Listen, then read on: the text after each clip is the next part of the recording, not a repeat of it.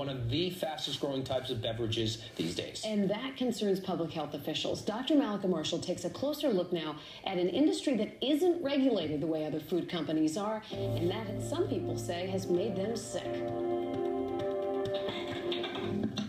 I'd maybe have 4 or 5. Never thought one thing about it. I needed the energy to get me through today. Steve Popson thought his dependence on energy drinks was a harmless habit. I was having trouble breathing, and I was really struggling, trying to just get air. Then he ended up in the ICU with heart problems. Now at 27, Steve has a defibrillator. He blames an adverse reaction to all those energy drinks. He thought he might die. I cried. Because I have 2 kids. That cumulative effect can have a severe negative effect. Marsha Richards is a registered dietitian at Beth Israel Deaconess in Plymouth.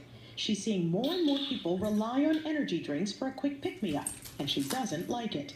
Many of these drinks are jammed with extra caffeine, supplements like ginseng and guarana, and amino acids like taurine. The synergy between taurine and caffeine is said to improve athletic performance and perhaps attention, but it also has a strong effect on cardiac function. Poison control centers now have a specific code for exposure to energy drinks. Between January and the end of July, they logged 1,675 calls for adverse reactions to energy drinks. 998 involved young people.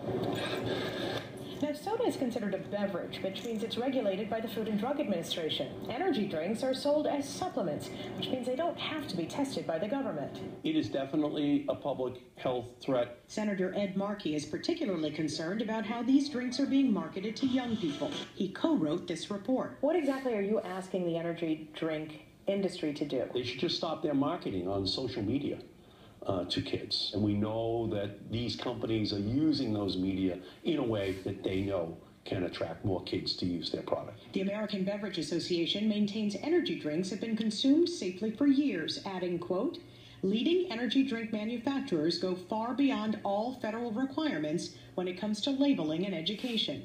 Scott Popson doesn't think that's enough. My 7-year-old can walk into a mini mart and grab a drink and pay for it. Senator Markey is asking for the companies to voluntarily suspend sales to anyone under 18 and curtail advertising to young people. He told me if they don't comply, then it'll be time for the federal government to step in. I'm Dr. Malika Marshall, WBZ News.